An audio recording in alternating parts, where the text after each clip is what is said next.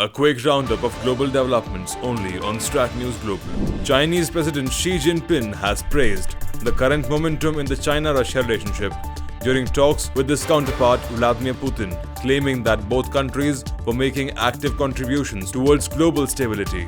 Putin arrived earlier on Thursday on a two-day state visit that will include detailed talks on Ukraine, Asia, energy and trade with Xi, his most powerful political backer and fellow geopolitical rival of the US.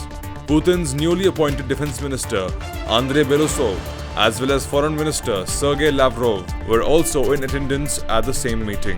是中俄建交75周年，是中俄关系发展史上具有既里程碑意义的重要一年。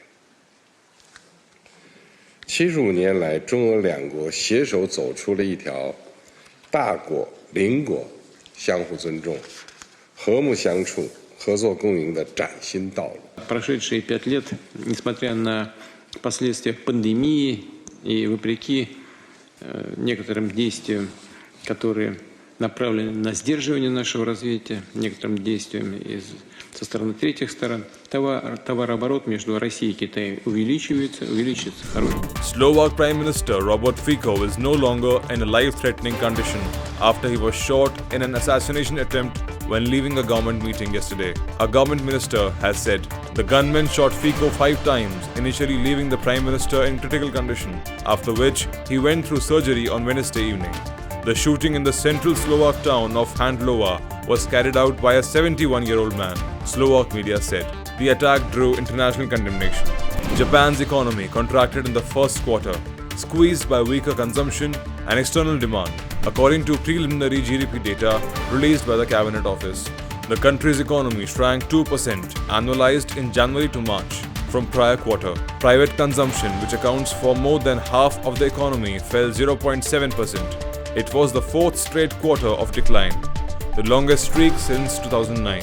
Capital spending, a key driver of private demand, fell 0.8% in the first quarter, despite hefty corporate earnings. Bank of Japan, the country's central bank, raised interest rates in March for the first time since 2007, but it is expected to go slow in unwinding easy money conditions given the fragile economy. Brazil's President Lula da Silva has announced that the federal government will guarantee homes to victims of historic floods in the southernmost Rio Grande do Sul state during a visit to a rain-hit area, where he announced a set of recovery measures.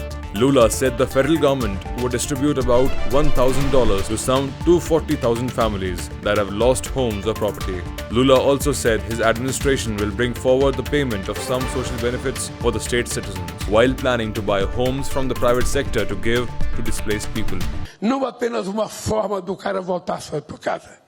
Nós vamos utilizar, e eu quero repetir aqui de viva voz, todas as pessoas que perderam a sua casa por conta dessa coisa que aconteceu aqui, vai ter o direito de ter uma casa. French Prime Minister Gabriel Attal and Interior Minister Gerald Darmanin have held a crisis meeting on the situation in New Caledonia as the Pacific island entered a state of emergency and police reinforcements were sent to the territory. The state of emergency gives authorities additional powers to ban gatherings and forbid people from moving around.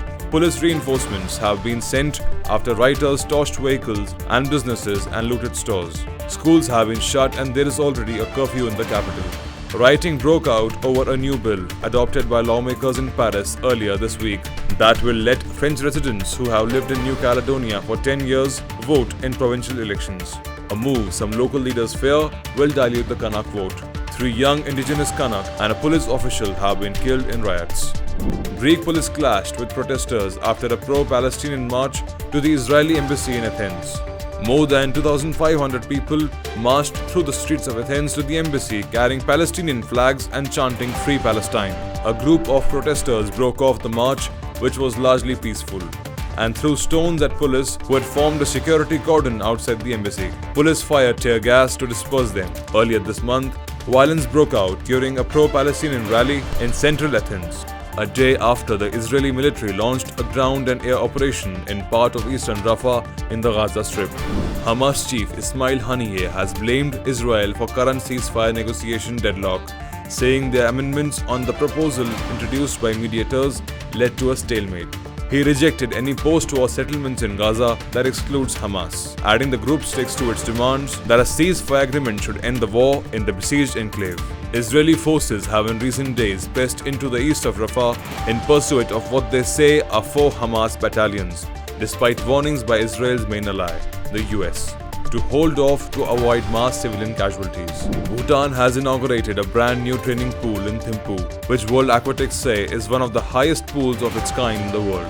The pool and training facility sits high in the mountains at an altitude of 8,200 feet. World Aquatics said the new Thimphu Aquatic Center houses the Kingdom of Bhutan's first competition swimming pool. The facility will allow elite swimmers to train in their own country and will also serve as a training ground for children. And people of Bhutan are using rivers to learn how to swim, which is really difficult and can be very dangerous. The pool here will create a safe environment where they can all come here and join, have fun, and also learn how to swim in a much more safe environment. As the oldest country in the European Union, where 1 in 4 is aged over 65, it's little surprising that Italy is home to the world's fastest 90-year-old woman sprinter. Emma Maria Mazenga claimed another world record in her age group this month, when she ran 200 meters outdoors in 51.47 seconds. She currently holds 5 world records, 9 European records, and 28 best Italian performances in various categories of masters sprinting. Her next commitments include the Italian Championships starting in June. She has an eye on the World Championships in Sweden next year, but she jokes that she prefers not to make long-term plans.